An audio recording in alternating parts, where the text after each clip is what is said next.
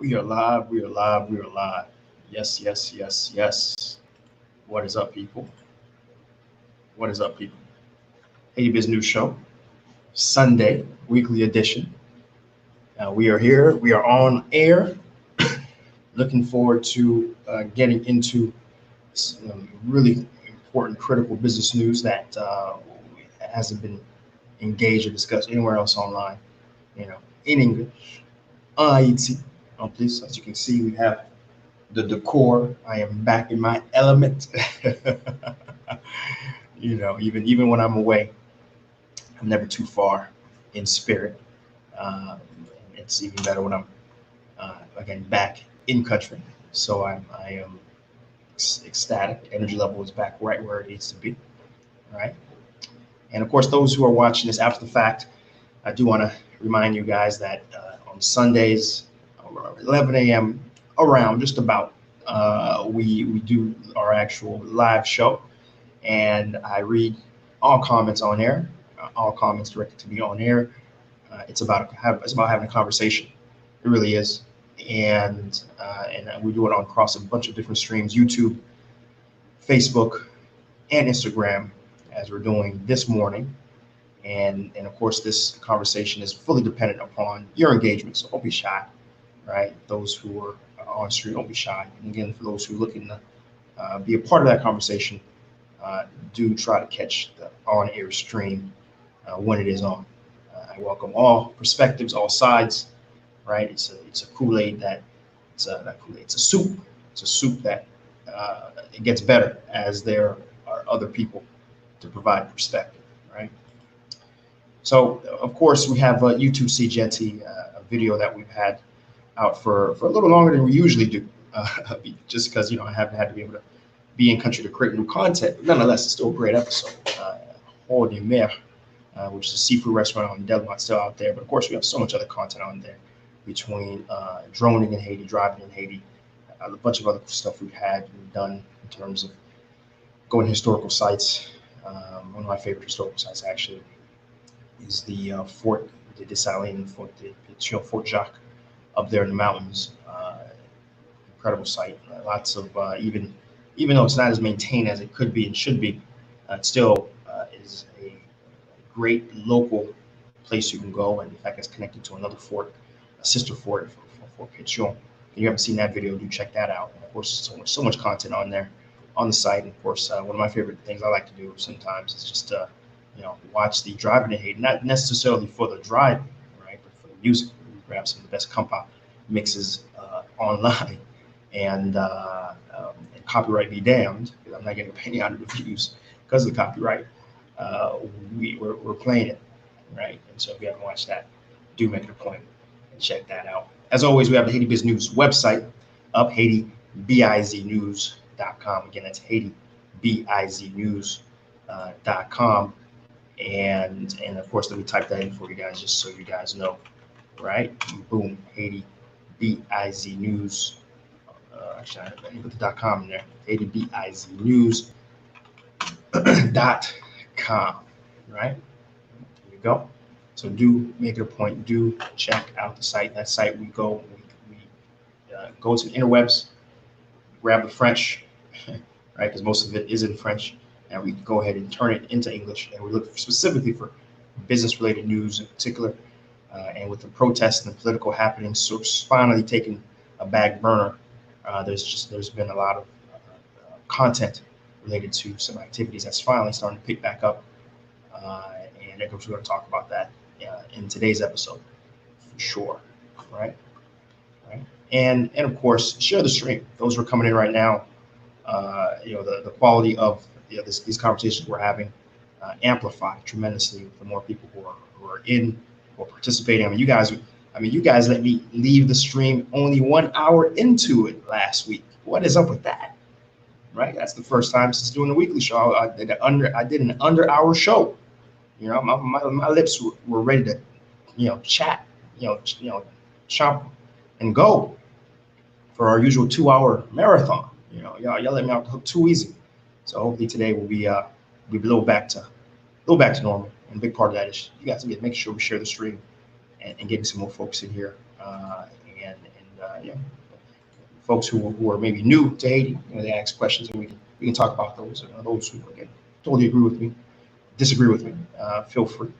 You know, I always enjoy when I have a Dominican friend here too, because those are always fun because they disagree with you at a DNA level, right? So I want to say good morning to a couple folks I'm seeing coming into the live right now. I see Bootlegger. I won't be staying too long, but listen, I appreciate you coming in and saying good morning and catching what you can. We got Shayna Mill. Good morning. Good to see you. Long time commenter, watcher. Definitely good to see you this morning. We got a pretty active IG this morning. Pretty active. Queen Norma, hello. Wait, right back at you. We got Dexter McKinley, the savant real estate entrepreneur in the chat there. It's good to see you this morning, this Sunday.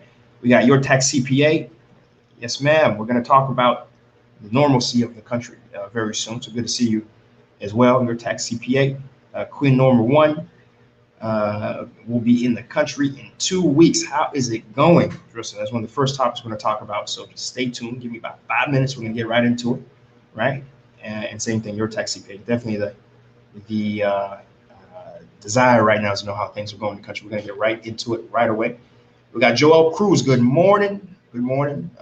Over on YouTube. Good to see you in here. All right. Good to see you in here. Right. And of course, yeah, that's why we do it. So we do it in English, right? To kind of allow folks to participate. You know. And as always, I like to always add this disclaimer. We got pile respect pour Creole. Alors, il bagay à pile côté que moun qui pas vraiment fort dans Creole là, car recevoir nouvelle yo. En plus, moun qui pas fort dans Creole ou français. C'est la raison que nous faisons en anglais. C'est la demande de respect pour Creole. Pour le respect pour Creole actuellement, mais ils ont besoin de côté que nous ca recevoir nouvelle nous parce que on pile dans nous dans le pays américain plus comme qui sorti dans diaspora comme remittances c'est dans Amérique anglais mais nous baguer en rien anglais pour partager l'information pour deuxième génération qui va grandir. So that's how we do it, right? So I had to put that disclaimer in there. Why am I doing it in Creole? Because usually I get, well, what's wrong? Where's the Creole? Do it in Creole, right? Again, there's no. If someone can give me a place they can go, that's given what I'm doing in English already, I'll gladly switch to Creole. To be quite honest, right? Until that day happens, we're gonna stick to Creole because English speaking.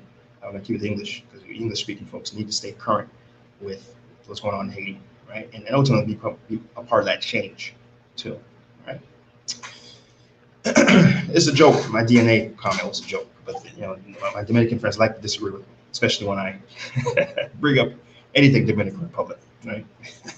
It's a little inside joke with my Dominican people, right? And then Edwin William, good morning, good to see you. We got ATL Aslin. Definitely good to see you. Thanks for your first time in the live chat there, ATL. So happy to have you, right? And all right, okay. So let's get into it. We have folks who really want to know what's going on, right? So first order of the business is the intro. Haiti Business Show, Sunday, 11 a.m. Bringing you news as you keep informed, engaged, interacting in the most optimal way for your business, investment, and entrepreneur activity. Today is the 8th of December. Let's talk about it. Right, so protests. First order of business is protests. I want to tell folks that things have turned a corner in the country. Truly, things have turned a corner in the country. We've had a degree of normalcy return in large part. Now, and normalcy includes the occasional little hotspot here and there of general protests happening for other reasons. For example, we had the DGE employees, the tax office of Haiti. They were on strike from Monday through Thursday, but not necessarily connected to the larger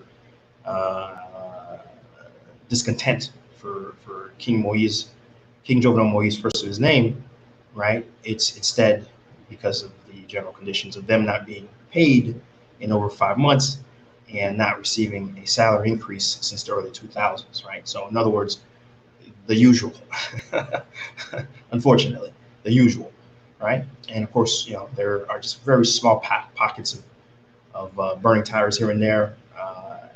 But in terms of the entire country being disconnected because of road blockages, severe, egregious road blockages of trucks, blocking major artery ways between different provincial cities, that has slowed considerably, where folks are being able to finally travel across the country. Supplies are being able to go across the country. So we're seeing normalcy. In fact, just last night, one reason that contributed to my little tardiness here was the fact that I was out. I was out, in fact, filming a new on location at one of the better night clubs in the country. And I can tell you it was very well attended, in part because I felt like this weekend was probably the first real weekend. I mean, last week was pretty good, but some people were very cautious still. But I think this week was the first week I think people finally decided to let their hair down, let the top down, and really get back to the business of living, right? Without any concern of a massive protest, shutting things down. And I can tell you that the energy, pent up energy of just wanting to sort of release and have fun, it was in the air yesterday evening, I can tell you. And in the city itself, you just see a degree of relief, right? And I'm getting a lot of folks who are asking me, hey, can I come to the country? Can I come to the country? For the first time ever, 3 years here, I was telling people, and during this protest period, not to come, not because of necessarily insecurity per se, but because of the fact that you wouldn't be able to travel anywhere because of the constant road blockages by protesters are putting up. But I can tell you, as I'm sitting here today, looking at you with this camera, Haiti is a place you can come back. You can. I heard some folks say, "Oh, I want to come around Christmas, or I want to come to New Year's." As it stands right now, you can come and you can have a good time. You can come, head to the resorts, no problem. You can come, head to different historical sites, no problem. You can come and go to different night, club events, night events, bals, programs, freely. You can come in the country and enjoy yourself, right? And that really is the big thing, right? Because the reason why I was telling folks like, come again, what's the point of coming if you're going to be stuck in your hotel the entire X amount of days that you're in the country, right? But you can go out, can enjoy. Now, a lot of the major resorts and hotels are kind of slowly getting back into it, right? Some major ones, I know Marcel was closed for a while. Moulin Sumer was closed for a while, maybe still be closed again temporarily. Dieu Cameroon is open, right? A lot of the hotels in the city, Petroville, are open, right? In fact, I did an episode just yesterday as well. That's going to be a busy day. Visa Lounge, excuse me, and Visa Lounge, Visa Lodge, right? And looking forward to that episode. Look out for it. Should be coming out next week. Another phenomenal hotel that's open right next to the airport. So yeah, the hotels are slowly rebooting, slowly trying to bring back their staff. They had to downsize during the protests. So we are starting to see a directional improvement. So again, the short answer is, if you're coming to the country, you are more than welcome to come. Now, the security situation is still slightly precarious in certain pockets of the country, right? Because of increased activity during the more or less void that protests caused. But we are seeing more police on the streets. We are seeing a rededication of the new police head to bring order to those pockets that unfortunately have not been well served by the police during this period of protest, especially as they're able to put less resources into peace and keeping calm as protests have decreased from thousands to just a few hundred. And in particular, the protests have been focused in areas really around the embassy. Those who are still very energetic about getting Jovenel out have rightly focused their energy on the U.S. Embassy and the fact that, again, it's still perceived and understood that the only thing really keeping Jovenel in power is the United States of America, right? Because every other sector and level in the country want him gone. Right? So that's really the extent of the protest. We are seeing again meetings of the U.S. high-ranking emissaries coming into the country. David Hale is another person. He's the Under Secretary of the Secretary of State for the U.S. in the country. Yesterday or a few days ago, met both of Jovenel and opposition leaders. Opposition leaders made it clear that, listen, we gave Kelly Craft all the information we had, his corruption, his incompetence, the massacre of Dessalines, all that. We've given all the documentation to her. A lot of them, it was the first time she was seeing them. I don't understand why y'all keep sending people, why y'all keep supporting the man, is what the opposition is saying. And that's kind of where they're at. Also, the opposition has named a transitional president. The Court of Cassation actually has named a transitional president, but due to security concerns, they are not publicly releasing the name of the transitional president, right? But that's one thing we were waiting for, and it has been announced, but privately, right? Schools are opening. That's another big thing that's affecting a lot of people here on the ground, living here in the country. The fact that schools were closed. I mean, a total of 41 days, officially 41 days were lost.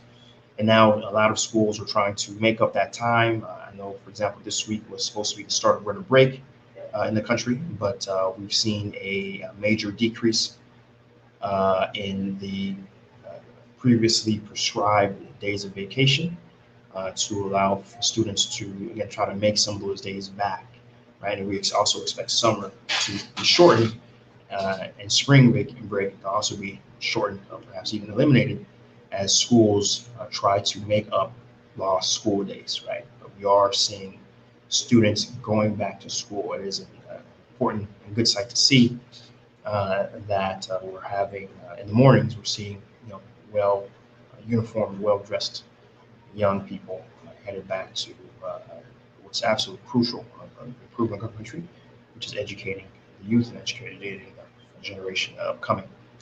Additionally, we are getting NGOs who are and other groups of private investors who are moving forward with a lot of held back action.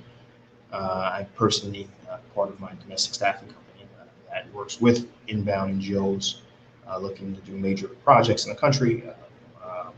We have started to hear back from folks, and we're seeing probably January and February a pickup of a lot of held back activities, which is important and good, because I personally knew of several massive infrastructure projects that we're looking to bring very instrumental change to people, all certain communities across the country that are going to be able to get back on track with what they're looking to get, right? And another big news is that Doctors Without Borders, who are out because of the protests since July of this year, unable to operate. They've reopened their trauma center in Taba. It's a center that can handle, extreme bodily events, gunshot wounds, heart attacks, things of that nature that need immediate attention, immediate surgery. Employs 170 people, including 8 surgeons. And though it's going to open up with 25 beds, the capacity of providing over 50 beds, right? So that's major news in a country of Haiti where there is a lack of health capacity, right? To have a very important center like that back. And again, the fact that they were away because of the protests and the fact that it was so difficult to get supplies get ambulances to you, get oxygen, and get fuel since June and July. So the fact that it's back and it's open and it's an operation, full operation, again, that is exactly the sort of news I make time for my Sundays to share, right? Those are sort of progressive news that we need to know about and need to be encouraged to know about in an era where there's just constant bath of negative news coming in uh, about Haiti, right? So let's go and take a pause and see what folks are saying here. Answer those questions there. Let's go to IG. Let's see. So why did the protests calm down? So initially the protests calmed down primarily because the opposition called for a pause because they more or less needed, because the big thing that they were getting from ultimately who they perceived, to be keeping Jovenel in place was a list of what the demands were in a consensus, what's the word, I forget the exact word, but basically an agreement amongst all the parties on what exactly was needed, right? So there was a pause about 4 weeks ago to do that. There was a meeting at the Marriott amongst the opposition leaders, and they did come out with a agreement with at least 10 or so things that they desired and mutually desired to happen. And of course, number one on the list was, Jovenel Moise, King Jovenel Moise, first of his name, to go, right? So that is why it initially died down. It stayed died down more or less because, there's a fatigue. There's a absolute fatigue amongst the people in the streets. Kids aren't going to school.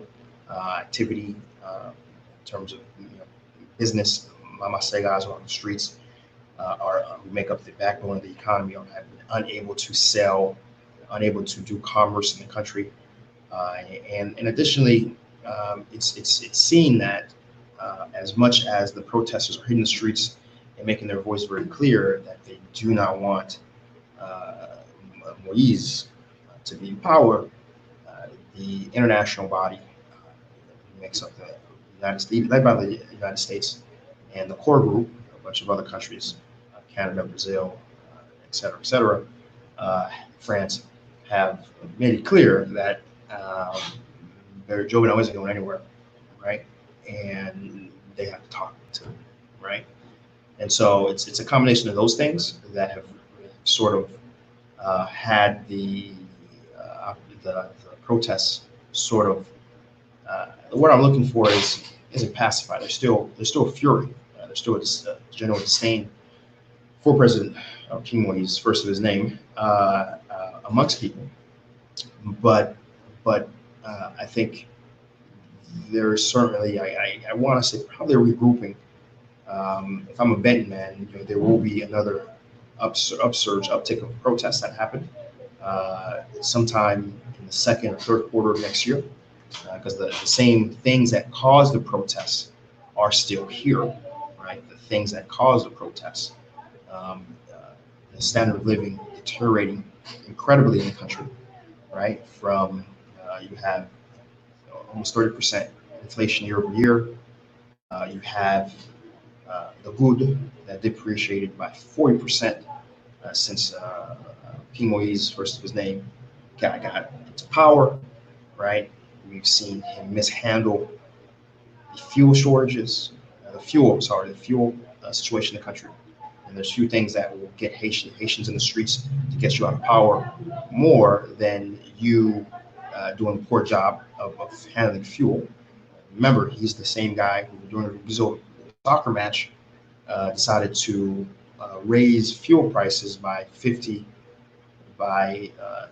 double the price, rather than what the IMF and all these international bodies who do want this fuel subsidy to go away because of the hundreds of millions of dollars per year that is going to support it is a massive drain on the public coffers that are being used to do other things that are incredibly crucial, including paying public sector employees, paying teachers, building hospitals, paying doctors. The hospitals do exist in the country, and instead of doing it the way they were advised, which is gradually, maybe 1 penny or 2 pennies over a course of weeks and months, he decided to raise it overnight, right? So those are the things, in case you're wondering why folks were in the streets initially. And of course, the big thing was fuel mismanagement, the fact that there was a massive fuel shortage, largely in part because the government was not paying the distributors buying it. Because remember, distributors, they have to buy it from the international market for, as an example, $10 a gallon, but then have to sell it in the country at somewhere around $5 or $4 a gallon, less than half. And the difference is supposed to be made up of paid to them by the government, right? The loss that they accrue by selling it lower than what they bought it for is supposed to be made by the government. And now they were not receiving money, right? They were not receiving the money for the subsidy. And so if they're not receiving money for the subsidy, you can't actually go out and buy more oil if they haven't received the money for the last shipment. And that caused the fuel shortage and massive fuel shortage that for weeks, even myself, I mean, I was stranded in the country. And I have reserves, and I was out on no reserves. I was at a point where I was basically just about to start walking from place to place, like so many others who were already walking for up to a week prior to that, right? So that was a situation that led up to the protests, and a lot of those things are still here. We still have massive inflation that's happening. We still have a very depreciated ruble that's still there, right? The fuel situation has finally resided, but the fundamental issue of a subsidy that is going into from the state coffers to ultimately, this system is unsustainable, right? And that chicken's gonna come home to roost again, most likely in the coming year, right? So again, I think I saw someone ATL did ask what the protests were for, asked why the protests were calming now, but they're calm, right? They're calm to certainly come into the country and enjoy the country, but just know a lot of the issues have not been addressed, right? And just know that things are liable to pop off again the moment that King Moise, first of his name, does something stupid again, which he's proven a very good track record of stupidity, right? With the most recent, of course, being the fact that he is still at war with private electricity providers in the country, to the point where I can tell you in my office here, which usually on most days gets 12 to 18 hours of electricity, we've consistently been averaging around 4 to 2 hours. And this is my area where I'm at in Pigeonville. My office is actually a relatively good area in terms of electricity consistency. I know people who go days between electricity coverage, right? And just before that, we're going weeks without electricity. And that's certainly a hot kindle item that can ignite people back into the streets, which is electricity and the lack of it. All right. Queen Norma says, I mentioned something about transitional president. He's saying they're stepping down. So if you've been following the protests, it hasn't just been people protesting in the streets. It's been opposition leaders who are following a constitutional process to get Jovenel out, right? And part of the constitutional process to remove a president is to get the Court of Cassation, which is in fact the judicial branch, to in effect take over and through the judicial branch would nominate a transitional president, and that transitional president would then nominate a transitional prime minister, and the transitional president would be in charge of holding elections, right? While the transitional prime minister runs the country, right? So it's a big thing I hear is what's next, right? What's next? When Jovenel Moise stepped down, right? And so that transitional president is there to handle the what's next, right? But no, he has not stepped down, right? But the president, the transitional president, is there to help whenever they are successful of getting him to step down to take place and run things, right? So, and a big part of what was supposed to be next for the opposition was getting the name of the transitional president, and finally that has happened. Although they are not releasing the name publicly because of the fact that there is genuine security concerns. The moment that person is known publicly, he will get menaced by the current powers that be. Right? It's only logical. Great questions. Appreciate that. Appreciate that. All right. What else? Let's see what we got going on in YouTube and Facebook. Let's see. I knew that's why you were late. Yeah. Fubar was a great evening, and I'm not just surprised I have the energy that I have right now. But certainly after the cast, I will take a nap. Right. And those who are missing that conversation need to be following my Instagram. And I do have stories, especially on the days I shoot content. It was usually Saturdays. I usually drop stories, behind the scenes stories of how my day is going, so and how the shoot's going. So if you're not following my Instagram, change that. Seejeanty, right? On Instagram, check out the stories. Right? Stand and know. Right. We got Iraq Prince. Good morning. Good to see you, brother. And as always, thanks for sharing it. I think Iraq Prince is my most consistent sharer. So thank you, brother. Appreciate it. All right.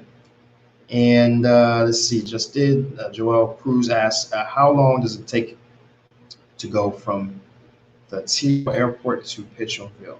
I'm not sure what TL airport, but I guess you're talking about the main airport. Tucson. You live by TU airport. Okay. That was an acronym we're using for the airport now. You just call it PAP airport, right? Now, how long does it take? Depends on what time you fly in, right? Traffic is just, it takes what would be a 15-minute road. It makes it into 3 hours. I'm not kidding, right? Haiti doesn't lack roads; it lacks options, right? But I think on a normal day, during a normal time, assuming you're looking at go at the heart, like what I call the heart of Pittsville, which probably be one of the parks like Place Royer or Place Saint Pierre. I'd say I'd give you 30, 40 minutes. 30, 40 minutes is what I get. Right? All right, so let's check out the other news going on, right? So a news story that a lot of people have been requesting, I talk about, but I'm a guy. I wait until all the facts are in, right? I don't pop off opinion, never will, until we have all the facts on the ground.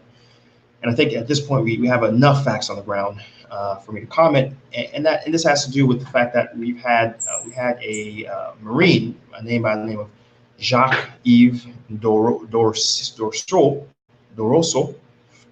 in the country. He was arrested at the airport with a cache of guns, from massive sniper rifles to many guns, handguns, and I believe even an assault rifle or two or more.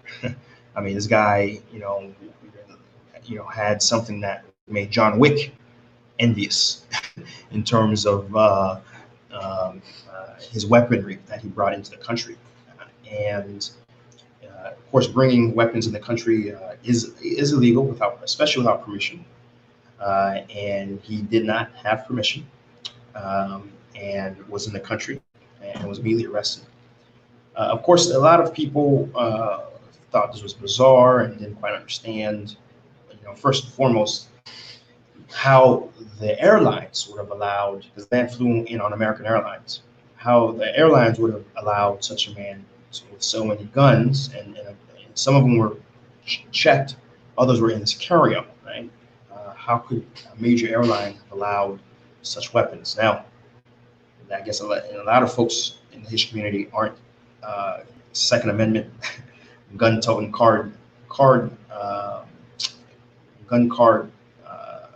concealed weapon card holders. But here's how it works, right? In America, where having a gun is a constitutional right, right? An airline cannot stop you from traveling with your gun. Let's be very clear. You know, at any point, at any time, you will and could and have had people with guns sitting next to you in an airplane. Okay, let's be very clear, right? So the airlines cannot stop you from traveling with your gun. What the airlines can do, and legally, is first off ensure that your gun isn't loaded, right? There is a process for you to tell the airline in advance that you're going to have a gun, right?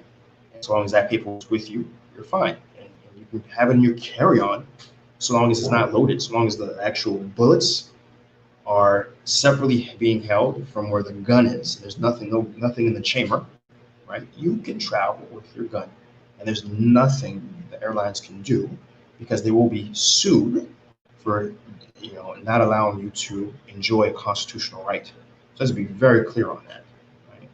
That's what you guys have to understand, right? And it's furthermore, it's not the airline's responsibility, right? It's not the airline's responsibility to find out if you have clearance to enter with guns into a country that has it prohibited, right? Even an embargo country like Haiti is a gun embargo in Haiti. You can't just bring guns. In fact, if you're going to bring guns into the country as an American, you actually have to get permission from the State Department to bring guns into the country.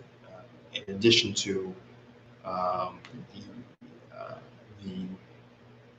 the state of Haiti, right?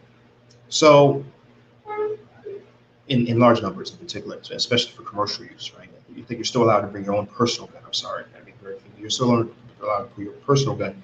And then he had in particular, he had a special exception because he was a Marine gun instructor, right? So he had a degree of extra permission to travel with more guns than a usual person. So let's also be clear on that.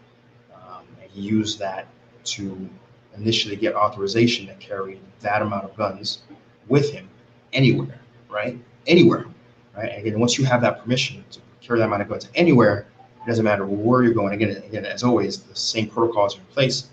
It's not the airline's job to find out if you have permission to travel with your gun into another country or not, right? So that's the background of how he was able to do it. Here's the first question people ask, right? And so finally he was arrested, and then he was extradited back to America, where he was immediately arraigned in Virginia, right? Or was it North Carolina? He was arraigned, right? And he did have was interviewed by authorities to why he did it, and he said it very clear. He said, first off, he was there to train the police. He said, even the police had no idea he was coming. He said that he was there to help restore order from all the bandits that were happening. Additionally, he said that a big part of why he was trying to do it was to get attention because he wants ultimately to be president of Haiti. All right, so that's out of his mouth. Again, it doesn't get any clearer in terms of motive than when the perp tells you why he did something, right? And that's what's allowing me to talk about it today, right? And I mean that's a new story, right? We had someone who, and by the way, his background, he was a Haitian who was born in Haiti. In fact, he was a part of the earthquake. According to a story, he was under rubble for a day or two, or maybe even 4 days, per my recollection of the story. And once he was saved, he was able to relocate to America and pursue a lifelong dream of his to become a Marine. And he served as a Marine, a decorated Marine, to the point where he was able to become a gun instructor in the country. All right. So that's his background, and again, the big thing I wanted to sort of provide my perspective on is the fact that what his mindset is honestly the mindset of many Haitian men that I knew. In fact, uh, every Haitian person I knew who had the desire to return back to Haiti, it was strictly from a political standpoint. Or strictly, I want to be president of Haiti. I want to go back and lead a coup and get these guys out of power. Every Haitian man, and I say Haitian man, like who looks like me, and also was interested in the country, uh, have had these sort of barbershop talks, lunch table talks about how they want to themselves change the reins of the country, right? And I want to make it clear, crystal clear, right?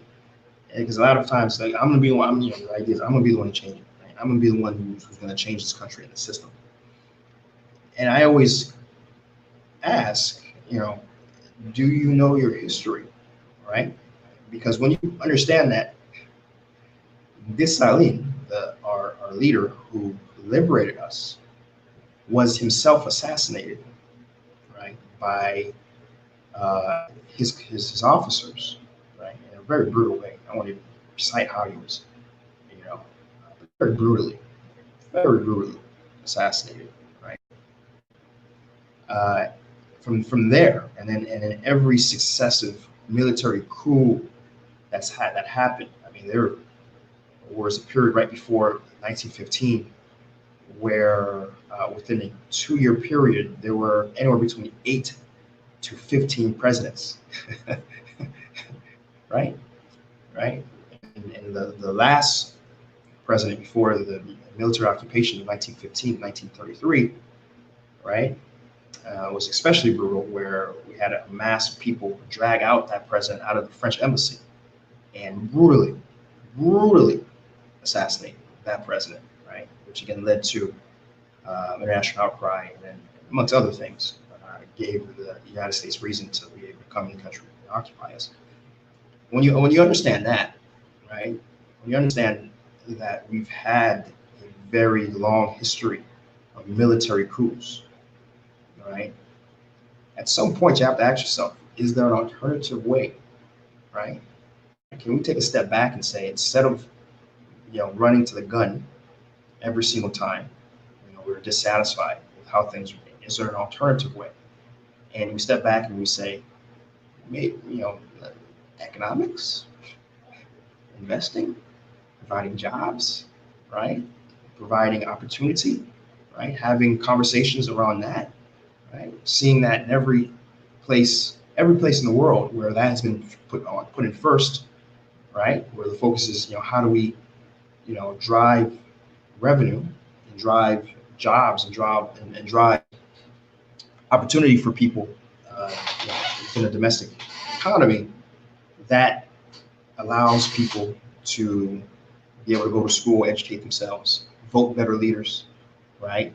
Be able to, not think about the day in front of them, but think about, what is better for me, as someone in the community, right? And in every single country that you look at where economics was put first and not politics by the gun, right? You do see improvement. And people who are in the position right now in the country, as I'm talking to you right now, who have, honestly, when you drive and you're in the country and you go to a grocery store, you go to any place of business, retail store, and you see it is not someone who has the ethnic stereotype look of a Haitian, even though they're multi-generational Haitians themselves in many cases, right? But were they connected to the 1980, 1904 revolution? Probably not. Probably not, right? But still, they came in afterwards, focused on the economics, and now they themselves are doing well, and those groups of people are providing jobs and opportunity, right? Wherever you find them, right? Right? And so my little rant to get into it, right, to kind of wrap this rant up, as it relates to Mr. DeRosso, who decided to come in the country, cache of guns, and try to be president, which is ties into why I, as I talk to you here, will never, ever, ever run for political office. I mean, even though I understand, I am a big advocate for, Haiti doesn't change until we allow the diaspora to plug in politically, i.e., allow them to vote, i.e., allow us to run for office. Because again, we have 80% of the educated Haitians, right? 80% who are educated are abroad, right? There is no advancement of a country until you're able to plug your people back, those educated people, those productive people, those people with capital, back into the system, right? There is no way fully incorporate them at all levels, not just taking their money, not just economics, right? But fully, right? Incorporate them. There is no way forward. And I'm a big advocate for that, and I am working behind the scenes with different actors to get that happening, right? I've brought these guys on many times in the United Front of Nation Diaspora. Look into them. If you missed those conversations, I have the executive director on the stream itself to talk about some of the things they have working on, right? So it's clear to me. Again, I get accused by a degree of naivety by never talking politics, right? Okay, whatever.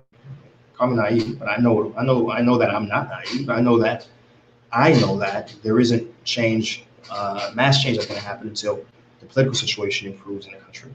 But I am not the one to change it individually.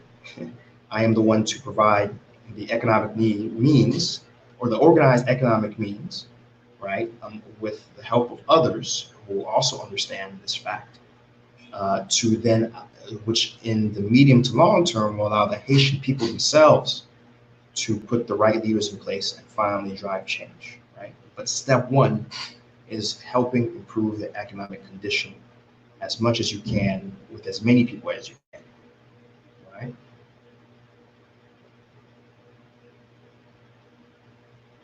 Thanks, guys, for listening to that rant.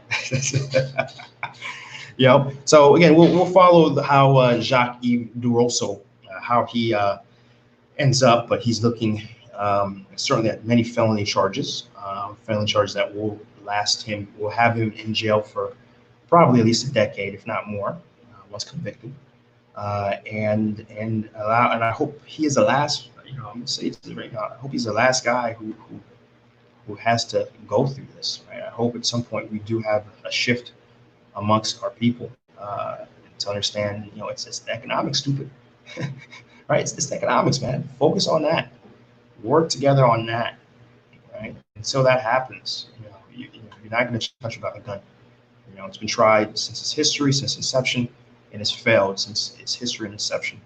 We've never had a sustained, consistent movement through economics. We've never had that in Haiti.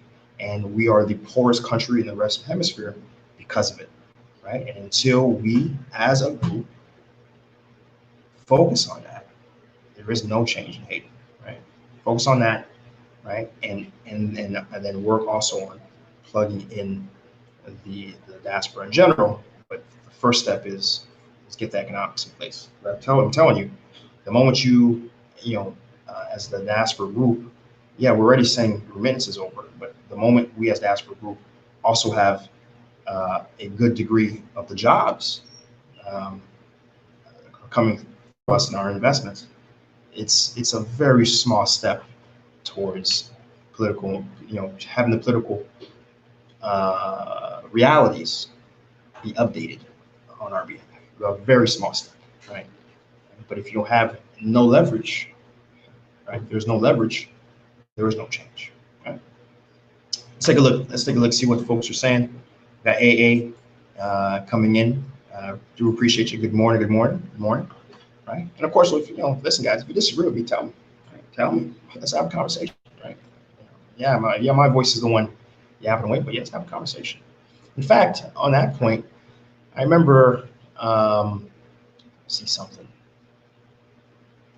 I remember that I was talking to someone and they brought a great idea to me, but there isn't necessarily a way to do it in StreamYard, which is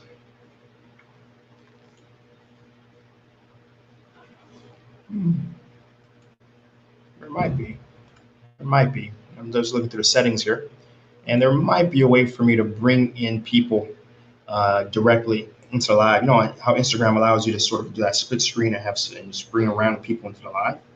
I think there is a way to do it. I'll probably try to test it out at some point in the next stream or so. Have somebody I know come in and actually test it out and just come into the chat just to test it out, because that might be something that might be very useful.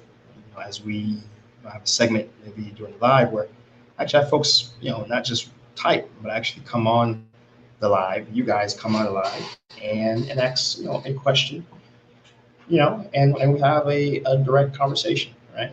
To the benefit of those who are a part. So that's something I'm thinking about, and certainly we'll try to execute as time goes on, right? Especially since I think I know how to do it. I just got to test it. Right? If you guys think that'll be a good idea, y'all let me know. All right. So other news that we do want to talk about, and this is news that I really want to talk about. All right. Bounce Bougie says only if they have useful info or questions. I guess we'll see. I guess we'll see the perspective of how many useful questions come in. Right. You're right. You're right. We have Keno305 saying they have to request and you accept it. Well, that's on IG. I'm not going to do it on Instagram. It's going to be strictly on YouTube or Facebook. We're going to do that. That person would have to sit in front of a computer, have a webcam, preferably a decent audio device as well, a microphone or something. It's very similar to my setup, I guess. It won't be necessarily as easy as IG, right? But the idea is the same. 305, right? Bounce Bougie. Some people just like to be seen. Trust me. I'm a part of few too many groups offline here. I believe there's a lot of folks who do get on these things just to voice their opinion, really not offering collaborative solutions to some of the problems that those groups are trying to overcome. So you're absolutely right. So news, we have a class of 93 graduates that completed a degree in garment technology over in north of Haiti, the Caracol Park. It was a several month program that were held with a curriculum designed by a lot of the Caracol textile companies, in particular looking for managers and looking for different roles that have thus far been pretty hard to find. Human resources, et cetera, recruitment have been pretty hard to find locally. People have had to bring in those talents from abroad, particularly from countries they come from generally, to help with those middle management positions. It's one of the reasons why you see so many Philippine people in the country. You'll notice that. You'll notice that the people running the country are usually from Arabic background, and then the middle managers are usually from an Asian background. And the reason why is, in general, that there is a gap between, and so they say, a gap between those Haitians with capacity to be in those middle management positions. And that was the class 93.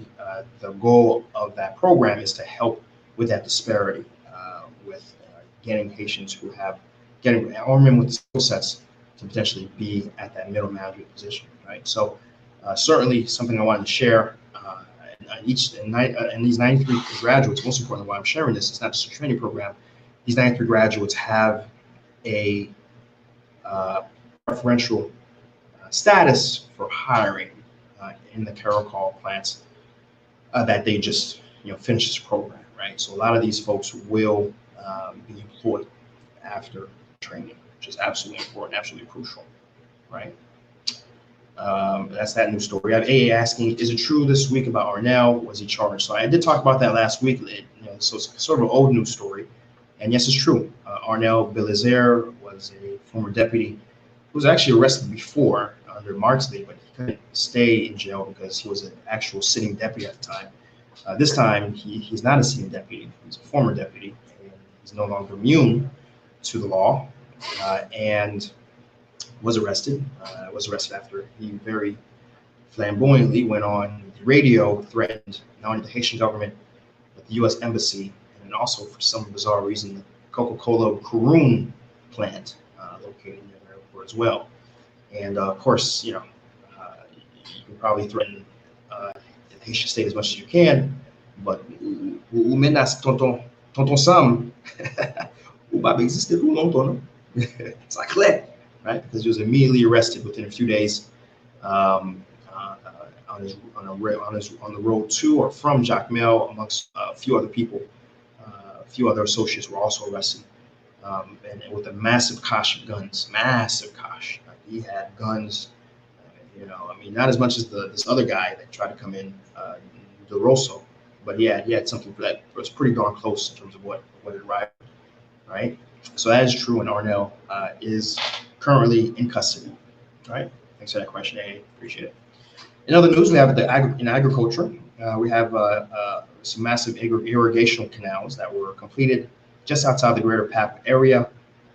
These irrigation canals are set to help communities of Nangale, Duma, La Boule, Duval, and Digenero, and Noise as well. So again, think as soon as I told you Noise, and as soon as I told you Digenero, you should be seeing that we're talking about that area sort of west of Port-au-Prince, just south of Cotopaxi, right? So that's the very starting point of some massive agricultural land, quote unquote. That area produces bananas, grapes, beans, sweet potatoes, spinach, a bunch of other products. A good amount of it is for subsistence, right? But a good degree to also go to the local market. This irrigation canal is going to be very important to allow a very large part of land to gain access, right? And these are exactly the sort of projects that we need to be happening. We need to be happening not really just from the public, right? Because it was the government that helped with that canal. Certainly, the government has a role to play, but the most appropriate role would be, as it is in other countries, to help facilitate, to help guarantee, to help and help incentivize through law and action and tax code to have entities and private people do what the government want them to do, right? Rather than government themselves doing it in a cheaper, or a much more expensive way and a much more time-consuming way. The private sector is always more efficient when properly incentivized to do things, so long as there is a way to protect their investment. Right? So, but in any case, that is good news, and certainly news worth sharing. Right. Additional public works to report in Port-au-Prince and Northwest Department. There was a very large delivery of a lot of important material and machinery. About 4 hours that was delivered. It was basically a small tractor that can go in canals, under bridges. A loader. Loaders, you can say, was those things that you can just that kind of scoop stuff up. Those big old machines. One of those. And of course, 7,000 gallons of fuel and other various tools to deliver. Right. And in addition, Rue Faustin Premier, right, and that's the road in particular when that intersects Boudon and actually no, not Boudon. Faustin Premier intersects Rue Panaméricain. For those who have some familiarity with that particular important artery way, it is the road that is very near the Digicel Tower, right next to Tag Supermarket. Maybe I'd say Tag Supermarket. You can kind of see what I'm talking about now. For over 8 months, that particular artery way was blocked because of construction, right? And they've since completed it. They actually added sewer lines in that particular spot, and they've since completed it, and they've re-asphalted, and it is back in order, right? So that's another important piece of information that certainly needs to be shared, and certainly is of benefit of the people living in that particular area, right? Let's take a look at what the comments are saying, right? We have Pierre Paul saying, heard and seen and wanting to change the constitution coming from the president. Have you seen? No, what he said, Pierre Paul. Right? He says the system is corrupt. Right? And he's hamstrung by the things he wants to do by the Constitution. Uh, I've missed any talk of him saying that he wants to directly change the Constitution. And if he has said it, he's said it in the context of giving himself more power, right, to do things, not to change it in the way that we're talking about changing, which is to allow amongst many things, the Haitian diaspora to be a full, clean participant in the political process, and then do other very important things that need to be done. For example, not have a prime minister anymore, have a vice president. For example, reduce the amount of administrative states within the country, departments, from 11 to 5, reduce the amount of senators, remove them by half, remove the amount of deputies, i.e. representatives, by half, right?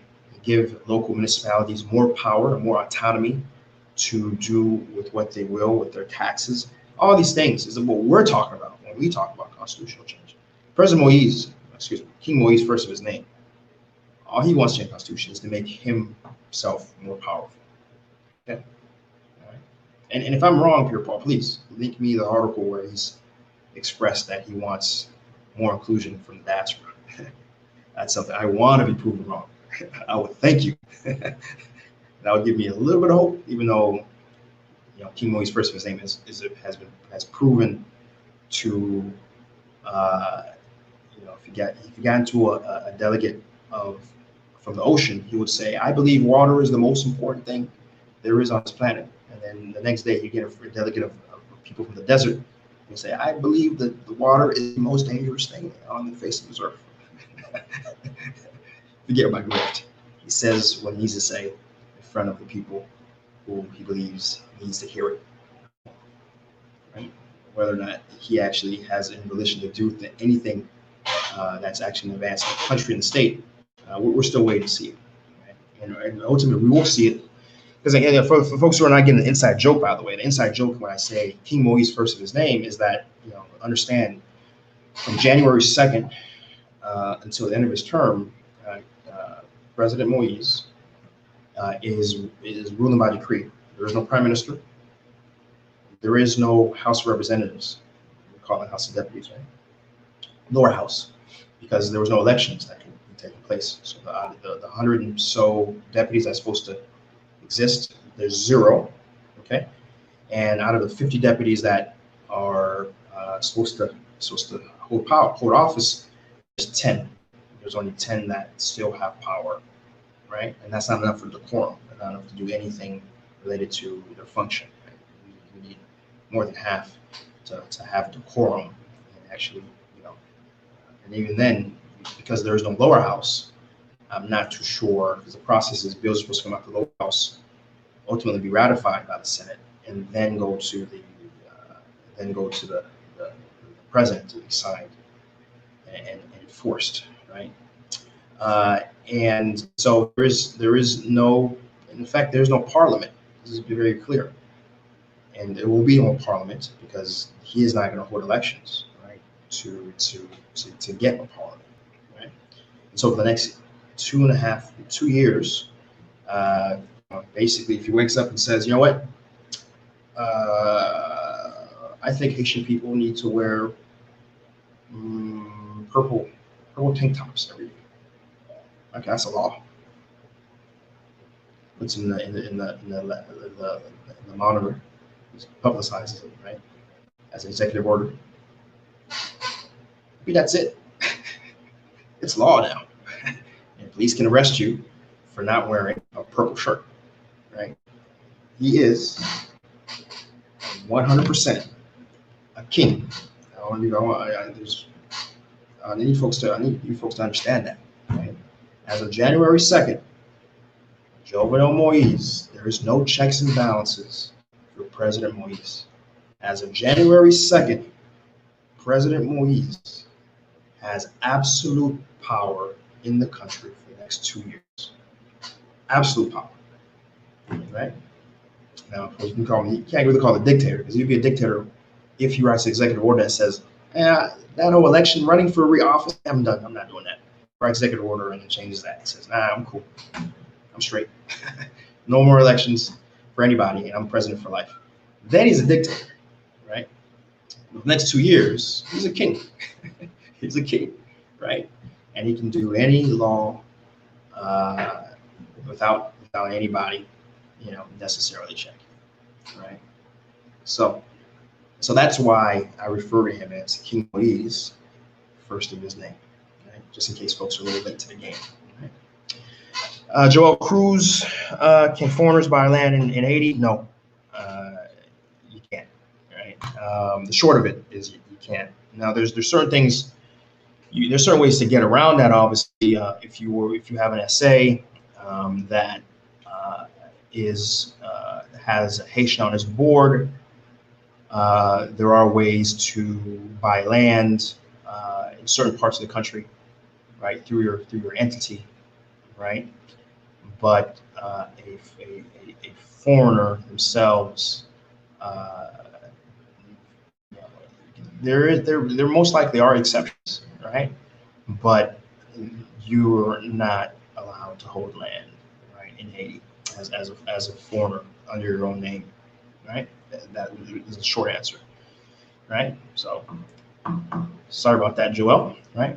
And if anyone wants to give me specificity, feel free. But that is just my understanding, cursory, of Haitian law, legal law, right? But I can tell you though, as someone who can myself, I can own land. It's not easy. It's not as easy.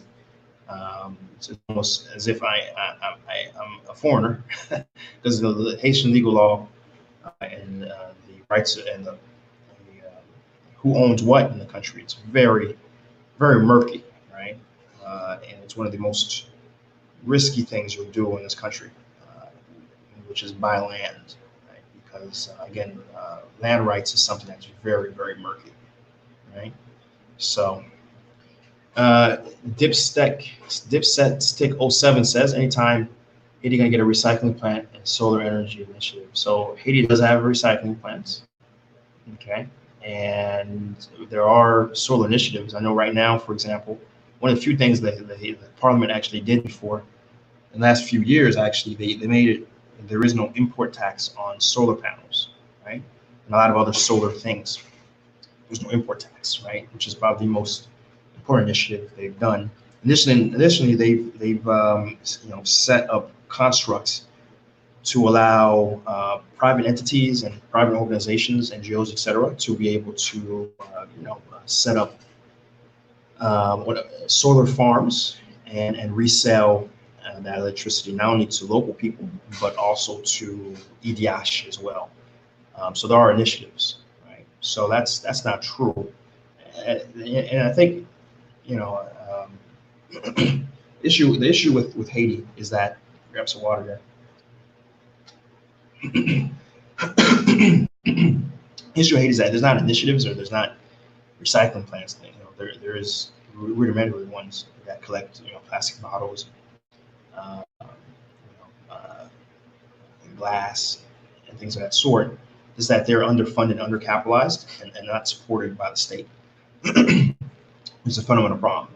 There isn't a mechanism for the state to actually continually, consistently feed those entities like we have in America, right? In America, you have municipality at the municipality level that are able to hold RFPs and pay private enterprises to pick up their trash and run their recycling, and they pay for those by property tax, right? But in a country where the property tax rates are 3 to 4%, and even then, the way the law is set up, it has to go through the National Tax Office before a portion of it goes to the particular municipality where it originated. There just isn't much in terms of providing that sort of consistent infrastructure too, right? That doesn't exist in Haiti. So, but to be clear, there are. Could there be more? There could be, but if someone would come to me and say, "Hey, I'm going to set up a recycling plant. What are your thoughts?" And say, good luck. my thought process would be how you have to think about how exactly do I fund this activity when the the the the customer that's benefiting from my service, i.e., picking up trash, the state is benefiting the most. People are, but the state is, because it's the state that should be doing it, but they're not paying you, right? They're not going to pay you. So the question becomes is, okay, how do I get funding for it, right? And the answer is you have to figure out a way to get that funding from outside the country. There's an entity called Sante New, and I've been trying to get them on camera to do an interview. I haven't been able to get any representative to do so, which is I'll be honest, a little fishy, to be quite honest with you. You have an entity that is supposed to be doing something up and up, and you can't get anybody on camera for interview. In my experience in Haiti in particular, that's usually because something fishy is happening. But let me not talk discouraging too much about this entity in particular, because I do respect on paper what they're doing. What they're doing is they provide. What they're doing is they provide. What they're doing is they provide healthcare services to. Put that on silent. Right? They're providing healthcare services to. Should we do something further than that? All right, boom. Right, they're providing healthcare services to Haitians. Right, you can basically pick. Say if you have a mother or aunt, you can say, "Hey, mom, aunt, your primary care fully covered, right, for the year. Right, you pay $365, which is basically $1 a day, and your health coverages are fully covered. And on top of that, because you're part of the service, right, you're paying for this person. If you're ever in Haiti, you now have emergency care in the country as well. So if whenever you're visiting, something happens to you, get into a car accident, whatever, you're covered, right? So and what's cool about it is, again, what makes this for me is that it's structured in a way where the source of income isn't Haiti, because how can you ever get primary care when 80% of the population doesn't have a job, right? The few that do, they get paid so minimally, they certainly can't afford health care, right? Coming out their salary, right? But instead they've plugged into where they're using the Haitian diaspora itself, right, with a much larger amount of income, right? Even even the guy working at McDonald's can afford $365 for the year to send to. I mean, a lot of these people are sending that per month, to be quite honest, to help support their family in different ways. You can afford $365, right? And so on paper, it's a phenomenal program. Again, the name of this thing is called Sante New, SAN.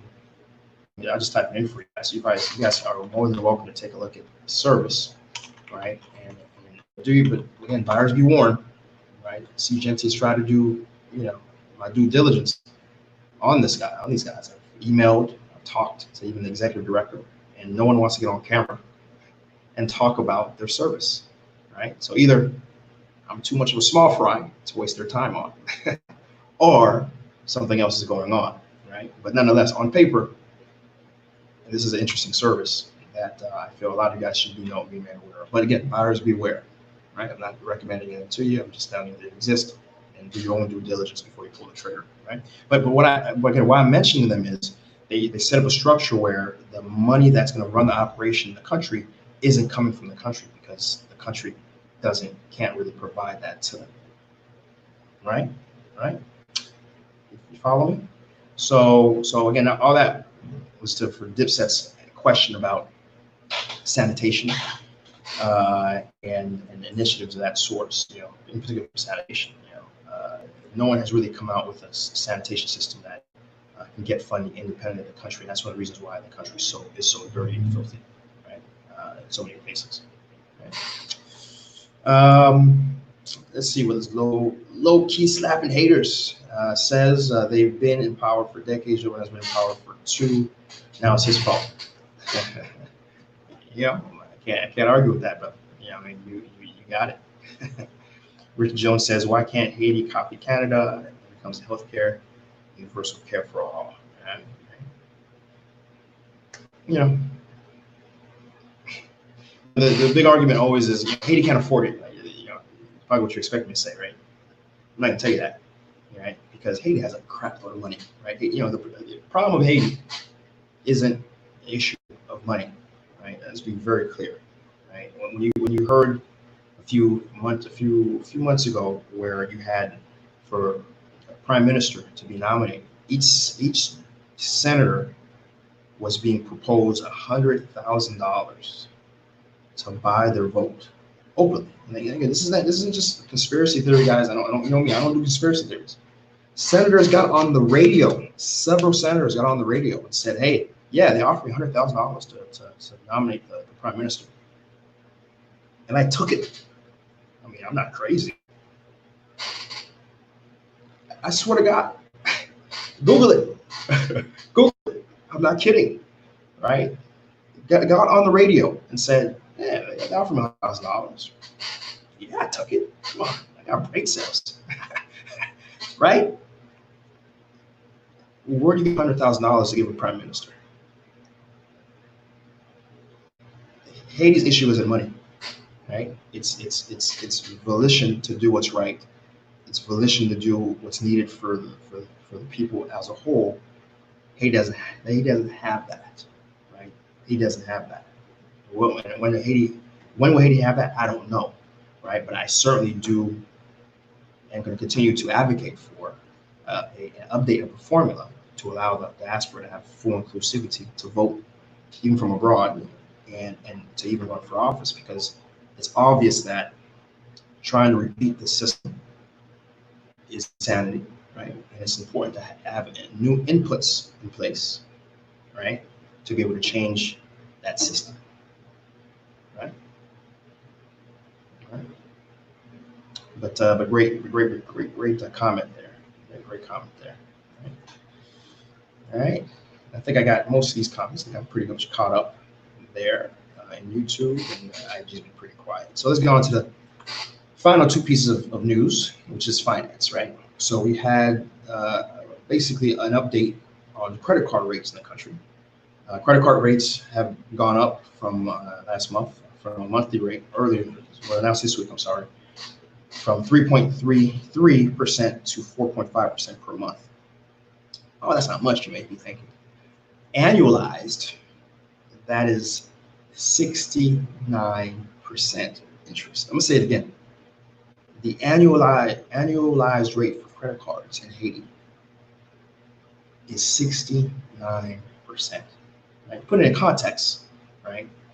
In America, the top line rate legally you're allowed to APR annualize anyway is 33%. Right? And that's the last I remember. I don't know if it's even gotten lower, but back in like 2011, they just came out with a new law that said no, the cap is 33%. You can't go any higher than that for credit cards. Okay, even though a lot of it is a lot less. For example, in Canada, the rate for most card holders, for even a new, like someone who's brand new, doesn't have any credit, you're looking to pay 19.5% APR, right? In Haiti, say it again, 69% APR. Right? By the way, for those who don't know, Haitian banks are the most profitable banks in the Caribbean. I'm not kidding. This is a fact. Right? The Haitian banking system doesn't lose money. Good, bad, protest. Like this year, they're set to be one of their most profitable years. And in case you don't know why, 69% APR. Okay. I mean, there's not much news. There's not much news here. Beyond that, right? It's just, so I think I've commented before on the stream that one thing that I lament is the fact that me, as someone in the country, okay, as someone running business in the country, okay, as someone too, folks who don't know, I'm a digital nomad. I also, in addition to running my businesses, I work as a full-time data analytics consultant, number cruncher for companies in America, right?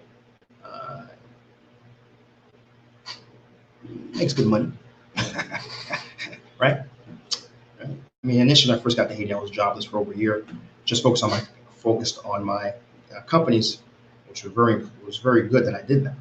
But then, after about a year of roughing it, I was like, yeah, I need some steady income, and luckily I was able to connect with something that allowed me to basically work remotely, right, from anywhere in the world. I just happen to be here, right? And so I'm sharing this to say my income is that, I can walk in America, I can walk into a Mercedes dealership, right? And within 30 minutes, I'm driving a brand new G Coupe, right? I'm not bragging here. I'm just giving you an extreme example, okay, of what my income and credit can provide if I was of that person. I'm not, right? I am a Toyota guy, Toyota Camry, cheap, right? I'm a guy. My car is for 15 years. My longest running car I've had was a Scion TC, right? For over 10 years, right? Even when I was at upgrade, because I was an adult, and Scion TC is more of a young guy's car, right? So far, I'm on year 7 with my current car, okay, right? So just to be clear. But let's give you an extreme example of what I can do in America, right? In Haiti, I am totally shut off from buying a brand new vehicle. I mean, I can't, if it's not in cash, it doesn't, I don't have access to it, period. Right? So I just want to be clear. That's how it works. If you don't have a job from a registered company in the country, you don't have access to the credit system in Haiti, period. Or if you have land, right? If you were to have land and you were to build on it, then you can loan against the land. But even then, I wouldn't do that, right? Because you're looking at interest rates that are insane, right? And my point here is that even if I had access to the credit system, I wouldn't do it. Nope. Not at 6-9%. Even though I'm a guy who I always pay my credit card balance down to 0 every month, right? But still, 6-9%. No, Papa. No. Right? This will be very clear. Right? And that's another big thing that Haitian diaspora needs. Like on day one, if I was a president, never be president, but a president that I'm gonna respect, needs to open up the domestic capital to Haitians abroad, in all senses, because that's how you can grow the economy, when you allow the Haitian diaspora to have access to capital. Right? In addition, put hard rules against 6-9% APR. Jesus, come on, right? Before I move on to my last news story, let's see what do you guys think about that? Yeah. See, unbelievable, right? I have IETC, l'argent. Which one is that? L'argent pour rien, right? Why was the APR raised to 6-9%? So before it was 53%, right?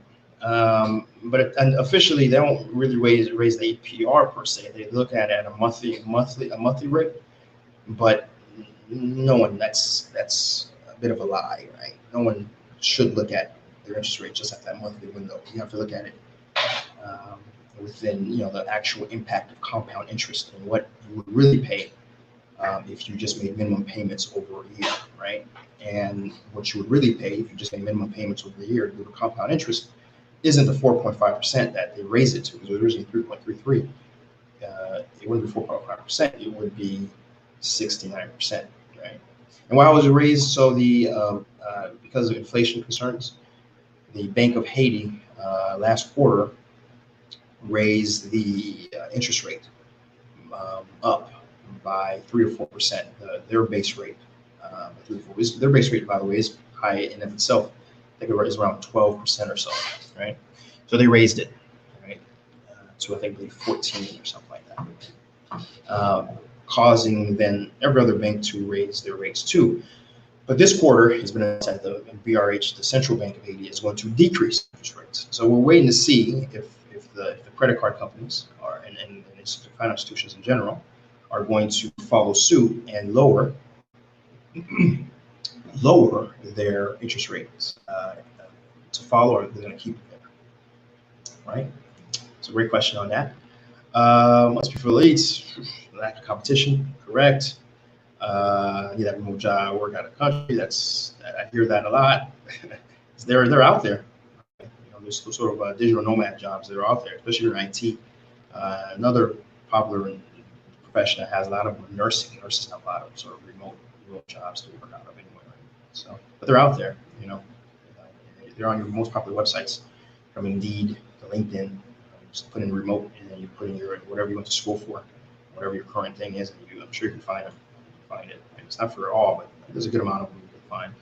And put comes to shove, if you're like a plumber or something, there's no such thing as a remote plumber. You know, there are at least this customer service, remote jobs. Right? Anybody can do customer service. As long as you can talk to people.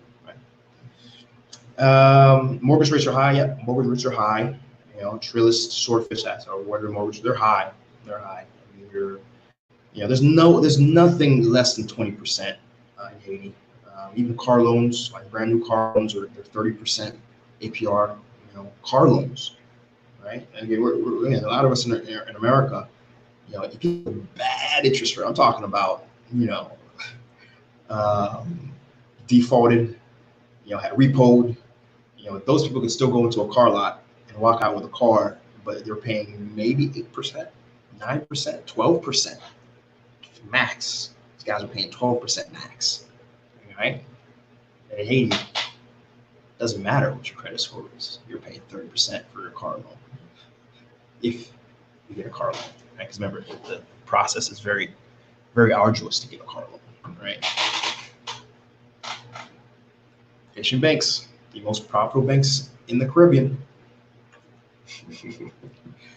where a car loan is 30% interest rate, right? Ooh, papa. We're in the wrong profession. What do you guys think? A lot of guys are trying to go and open up bar restos and stuff in Haiti. Open up a bank.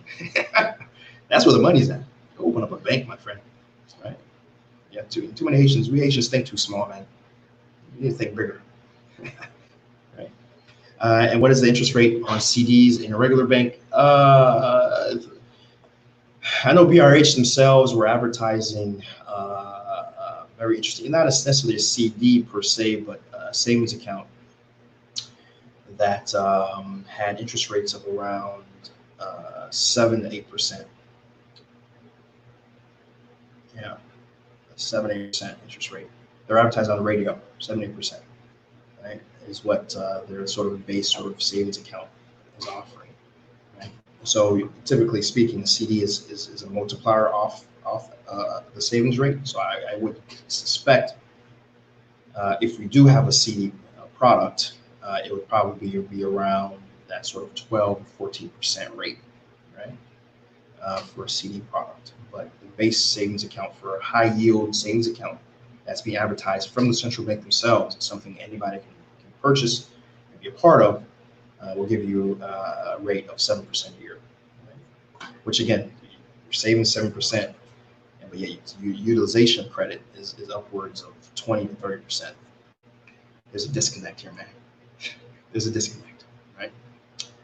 Okay. And the final news we want to talk about is, Plastic Enterprises Haiti SA and Plastic Solutions SA are the first companies in Haiti to use liquefied natural gas as part of their independent electricity source for their operations, right? Where so many companies in the country use massively large diesel generators, right, to power their operations as a necessity because EDH is so inefficient. I mean, look at me. I'm a guy, I got 8 solar panels. Here, I got 2 backup generators here because I have to, right? And I just have an office. I mean, I'm not even running machinery, right? Where I've been on site to facilities that, I mean, you have, one megawatt generators to help power their operations. And this initiative to use liquefied natural gas is a part of the U.S. State Department and so USAID and ultimately, which is the U.S. State Department initiative to help with a green climate initiative and help countries like Haiti work with private players to help push their product, help push their those companies into much more green initiatives, right? Again, that's Plastic Tech Enterprises Haiti SA and Plastic Solutions SA, right? First two companies to do that, which is great news, right? And eventually, I would love to, do a Seejeanty Haiti Biz episode on Plastic Tech Enterprise. So anybody who knows anybody in those places, y'all let me know. Y'all connect me to them, right? Let me know, right? So that's news stories for today. Let's do a quick wrap up, real quick, just run it right down. For those who came in a little late on the stream and still want to get their news updated. All right, let's go. I'm gonna go really quick. Strap in. All right, here's the updates. We talked about the protests. We talked about how it's reduced. We reduced the protests down from a few hundred, from thousands to a few hundred. Right. The focus has been on the embassy. Right. New transitional president has been nominated, but the name has been kept under wraps because of security concerns. Right. We talked about the U.S. Sending emissaries, most recently David Hale, to speak with President Jovenel Moise and the opposition to get their side and take. The opposition, for their part, are rather fatigued to continually to talk with representatives, even though they've expressed and provide documentation to their perspective. Schools are reopened in the country in massive and very large percentages. Over 90% of schools that were closed during the protests have been reopened. And their focus right now is taking back days from their school that they've lost, 41 days, by the way. And they're shortening holiday breaks, shortening winter breaks, shortening spring breaks, going to short summer break to make up for some of the days lost, right? And even then, there's still going to be some hard days lost no matter what, right? NGOs and a lot of private investments are starting to kick back up because of the calm. I personally know that there are of 1 to 2 NGOs and investments are actually looking to kick back into a lot of things they've had to shelf in January and February of next year. Doctors Without Borders are back. They're back in Tabar. They're back. They opened their trauma and their emergency room. They've been able to rehire 170 people to help staff that hospital. 8 surgeons, 25 beds, 25 beds initially, with up to 50 beds high in capacity once everything is truly back up, running operation. We talked about Yves DeRosso, the young man who came in with a cache of guns, Haitian American Marine who came with a cache of guns into the country. Of course, out of his mouth, he said that the reason why he did it was to help Haitian police restore law and order. And ultimately, he knew he would get arrested, but he wanted the publicity and was interested in ultimately leveraging this news and his name to eventually become president of Haiti, right? In textiles, we had 93 graduates out of a Caracol plant graduate with a degree in garment technology. With the idea of that program was to help get middle managers trained in place to work at the Caracol facility in the north, and these people will have preferential opportunities whenever preferential positioning whenever there are opportunities for hiring within the Caracol plant, which there is supposed to be, right? Irrigation canals were built, constructed in the west of the Greater Pap area, and it is going to help serve communities of Nangale, Dume, La Boule, Duval, Digeneon, and Noir. Right? Public works were completed this past week in Route Faustin Premier. Right? The road near Digicel that was cut off for over 8 months was completed. They put sewage pipes and other critical needed underground, and including electricity wires underground, and that was completed, and that road is now reaccessible. Port-au-Paix received important infrastructure equipment, including a small tractor to help canals under bridges, a loader, again, that little super machine, right? And 7,000 gallons of fuel and other various parts, right? We talked about finance and credit card rates being at an APR of 69% this year. Again, APR of 69% this year in Haiti. Just recently went up. The recent APR was 53%, and now it's at 69%. And finally, we talked about Plastic Enterprises of Haiti and Plastic Solutions SA being the first companies to use liquefied natural gas as part of their independent electricity source for their operations, right? And that was your Haiti Biz News topics, stories for today, right? Listen, there's so many great comments, and you guys allow me to push with almost 2 hour mark. So thank you guys. And I felt you guys let me off the hook a little too easy last week. So great live today. Certainly appreciate that. Appreciate the comments that came in. I want to remind everyone that YouTube Seejeanty. There's a lot of awesome content that exists on YouTube Seejeanty, from droning in Haiti, from driving in Haiti, to going to historical sites, going to restaurants, hotels, resorts. So many things I'm doing to help change the narrative that Haiti isn't just dirty canals, right? And feed my children, feed my poor children, right? It's a land of incredible history, a land of incredible wealth, incredible opportunity.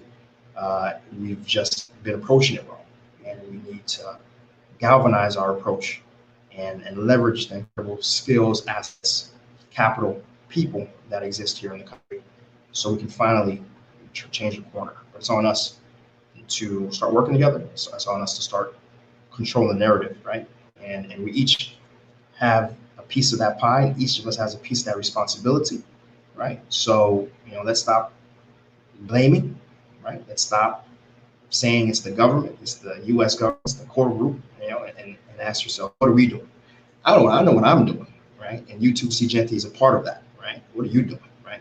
It's something you can do in addition to whatever you want to do, right? Because everyone should be doing what they're interested in doing, first and foremost. But in addition to doing whatever you're doing in a business context,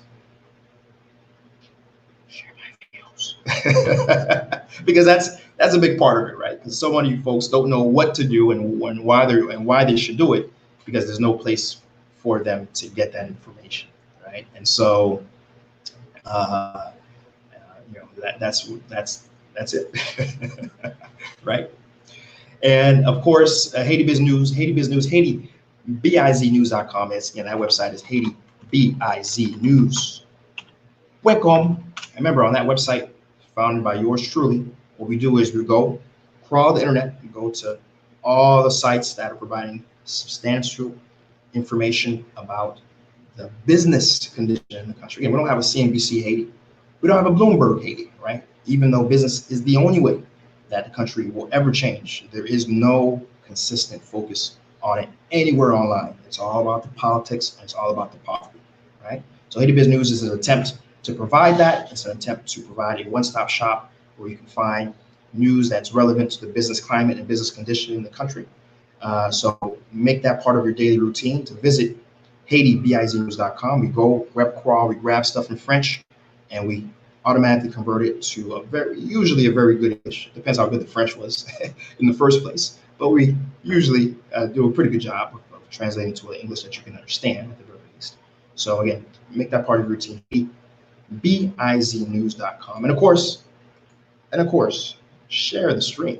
Right? If you appreciated the conversations we had today, if you appreciated the news that was brought to you that I don't think exists anywhere online, do make it a point on your Facebook, on your YouTube, share it in your WhatsApp groups, right? Share it in on your Facebook stream, share it on your Twitter, right? Let's bring some more folks in. Let's educate some people.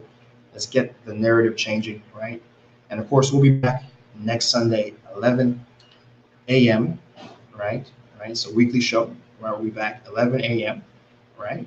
And before I go, let me grab maybe one or two comments before I sign off officially. Let me take a YouTube. So what YouTube's saying. We got Lizzie. No, appreciate you. Thank you. We got Willie Pierre saying, waiting for the show. Let go. Okay, no problem. Don't worry, it's coming. Focused. And Liz asked one last thing. Have you done a video on budget travel? I'm not sure what that means, but I did have a video that I talked about the top 10 things you need when you're traveling to Haiti. Again, you'll find that within my Un Nous Parler series. I did that. That's probably one of my most recent Un Nous Parlers I did. Have you? But I think I know what you're driving at. So I think what you're driving at. I think what you're asking me is like, how can you get around Haiti and not break a buck? I wouldn't advise someone who's coming to Haiti for the first time to think about Haiti that way. Haiti isn't Europe, right? Right. When you come to Haiti for the first time, you want to do it with absolute peace of mind, right? And absolute peace of mind may include, you renting a car and paying a driver, right? Absolute peace of mind, maybe instead of going to the one hotel that is moderately priced, you go to the high-end resort, so you really have a great first impression, and you make an impact. Because when you go to a high-end resort, because I can tell you, when I go to a high-end resort myself right now, I see a lot of people who don't look like me, which again, I appreciate them being in the country. It's cool, but their grandparents didn't fight the French, and they're enjoying our country. Why aren't you, right? So I would suggest you not necessarily look to save a penny and lose a dollar, right? I suggest you really go for the best experience when you're in Haiti, and then over time familiarize yourself with the country, right? And then once you familiarize yourself with the country, then you can start looking at, okay, well, I keep coming, I keep spending this much money. Now that I know, how can I cut different parts of what I'm spending, right? But again, if it's your first time in the country, do not think of Haiti as a place where you're looking to. You want to maximize your experience, and not necessarily think too much about budget, right? That said, Haiti is not that expensive, right? Compared to any other place you go, it's on par price point wise. Because a lot of these places you go, they have pickup. They'll pick you up from the airport, right? The food's on par price wise as anywhere else you go in the Caribbean. So it's not any more expensive than going to Jamaica or Dominican Republic, to be quite honest with you. All right, great question, Liz. And let me take a look before I get out of here and see what IG is talking about.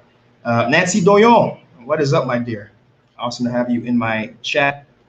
Nancy Doyon, by the way, is a credible tech-savvy woman who has worked for Uber, worked for Google, and has a very interesting IG page and some awesome IG stories she shares all the time. So, her @ sign, let me type it in for my people here who aren't on IG. It's the real Nancy Doyon. Let me make sure I spell that right. Douyon. There you go. Just go at her on IG. That's her Instagram right there. Bro, just go ahead and give Nancy Jones some appreciation. Awesome person.